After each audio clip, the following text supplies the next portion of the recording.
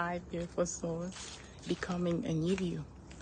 Well, is it about being yourself, or is it about becoming someone else that you are not yet? Well, let's explore that subject a little bit deeper. And for me, a new you is a little bit of both.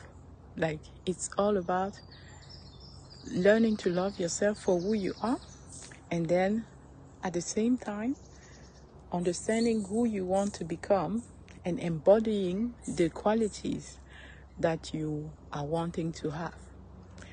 But it's really crucial that you start at the right place, which is accepting and loving all aspects of yourself. Loving who you are will give you that confidence to just be yourself, right? And then from there, you can think about the personas that you want to embody in this life. Maybe it's just for fun, maybe it's to play. You want to try different personas. For example, if you are a mom, maybe you want to be a loving mom, right? But by accepting yourself in the moments when you are not so loving, this is going to give you permission to just be yourself, even in those moments where you are not so loving. Instead of being judgmental toward yourself and beating yourself down, which is going to make you not want to express who you really are, maybe because you fear that others are not going to accept who you are. So by accepting and loving ourselves, we actually give permission to other people to know how to accept and love us as well. For example, when you work at the subconscious level, it really transforms who you are, how you behave, how you talk, how you dress. But if you don't work at the subconscious level, what I mean with subconscious level is doing the inner work, right? Knowing yourself, because how to love yourself? You know that love yourself, know yourself, be yourself, love yourself. If you don't know who you are at the deeper level, beyond the things that all of us see, beyond the superficial, right? There is a deeper level, like even our shadow sides. All of them are useful for us, and this is why it's useful to learn to know those aspects. And how do you do that? It's by doing the inner work. It's by going deeper, on deeper levels.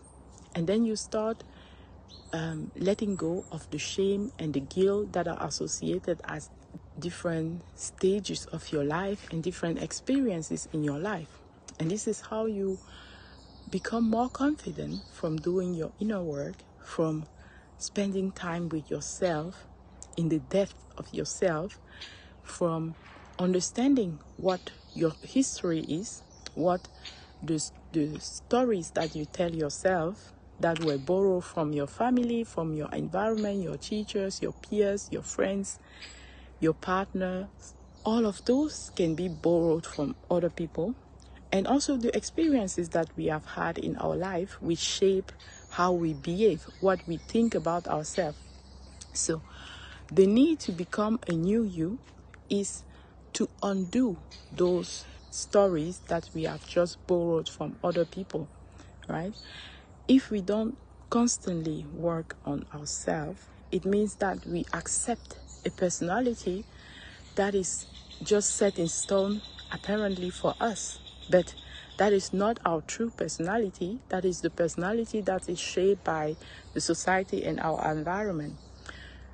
There is a divine order. That means that even that personality is fantastic for us, right?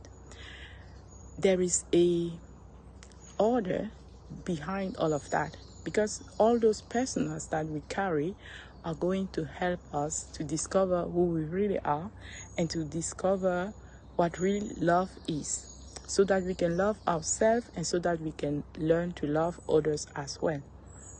So being in the self-love so deep at the inner work level that we know our flaws, our apparent perceived flaws, and we choose to accept ourselves regardless of those flaws. This is really going to help us to have a deeper understanding of ourselves, and to love ourselves the way we are right now.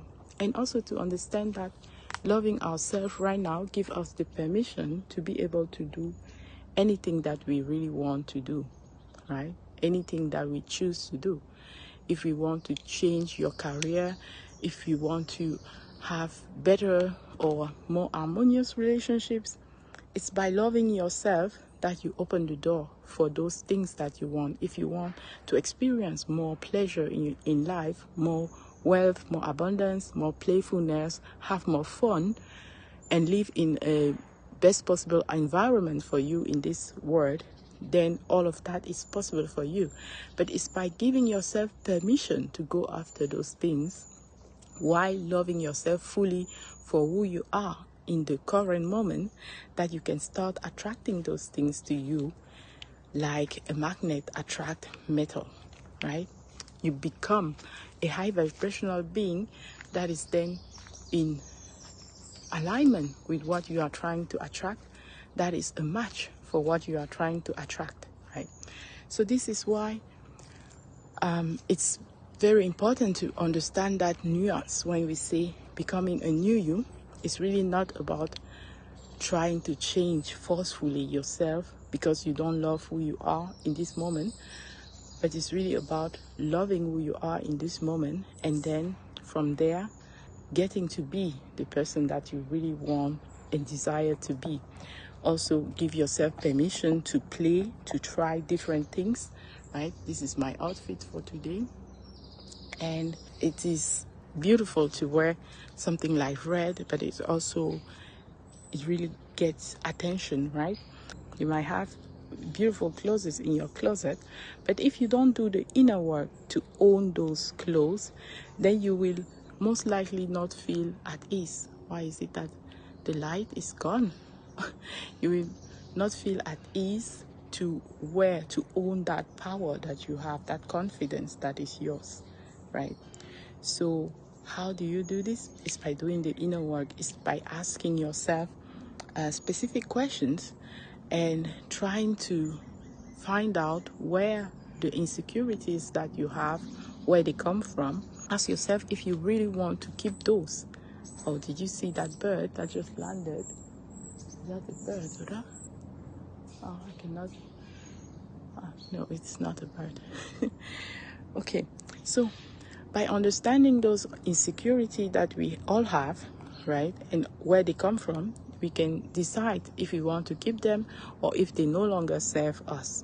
And if they no longer serve us, then at a logical level as well as an energetical level, we can decide to let them go and to change them.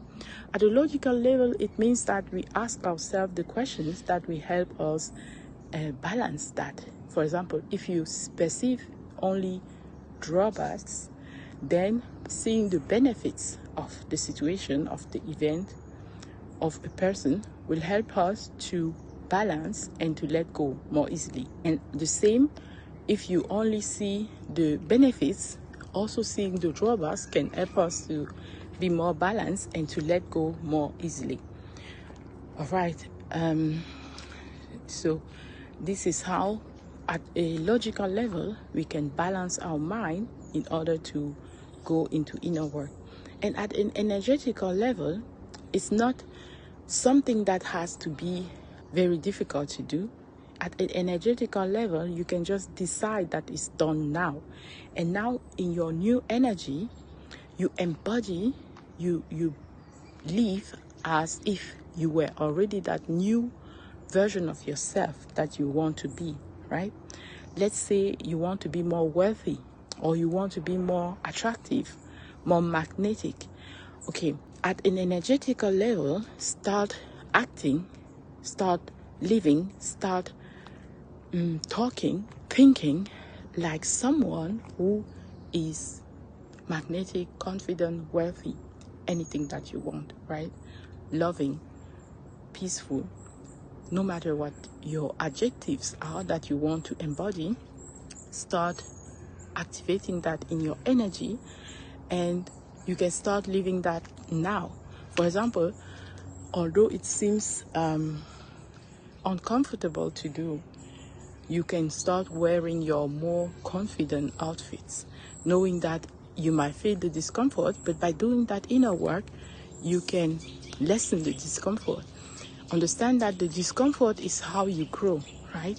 Your body, your brain want to keep you in your comfort zone, but it's by accepting change and discomfort at the beginning that you will be able to create that being that you really want to embody, that how you really want to show up in the world. There is nothing wrong to just stay the way you are if you are perfectly okay with that, and if you have no other desires than just being who you already are. This is perfect, right? This is the ultimate confidence. But if, like most of us, you have life desires, you have ambition in your life, you probably will need some characteristics that are not yet in your life yet in order to become that new version of yourself. For example, when we are in our teenage years, we have certain thoughts about being a parent. But when we become a parent ourselves, we need a set of skills that will help us to be a great parent ourselves. So wanting to become a great parent, a loving parent, requires from us to embody that kind of person that will be not only a good parent, like we say, but also be perceived as sometimes like a bad parent, but for the great reasons that will help the children later understand, oh, that was all out of love, even if my parents were so strict with discipline or whatever the case is.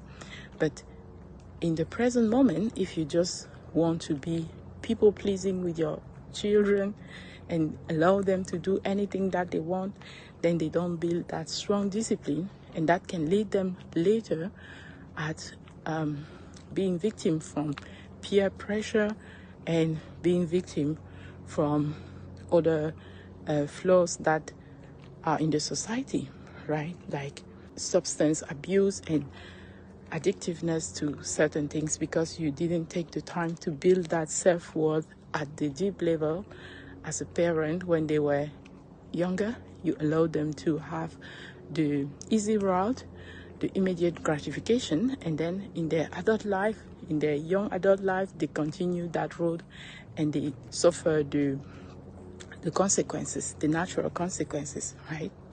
This is also something very beautiful to understand, that there are natural consequences to all our actions, right? So even when we choose who we want to embody, first of all, always know that you can change your mind at all times. So don't be afraid to try things, because it's the only way how you will find out what you really love, what you really enjoy. So by trying different things, you will have consequences to your actions. The decisions you take, they will have consequences. But instead of being afraid of those, learn your lessons and then continue from there. For example, you didn't know that it was so important to eat right. So you had junk food because it tastes good and because it's how you socialize with your friends. But then you learn, oh, this is not good for me, especially when you start to age. Your body is not so resilient anymore with those junk food, and so you learn that it's not such good strategy for your health, for your well-being, and so you learn your lesson and you change how you eat, you change your strategy, right? All right. So becoming a new you, love yourself, and then from there start embodying who you really want to be. Your desires are in your heart for a reason, so don't be ashamed of them. Embrace them, and don't be ashamed to try new things and to discover who you truly are, because that is the way how you truly love every facet of yourself. All right, until next time, stay inspired. I love you. Bye.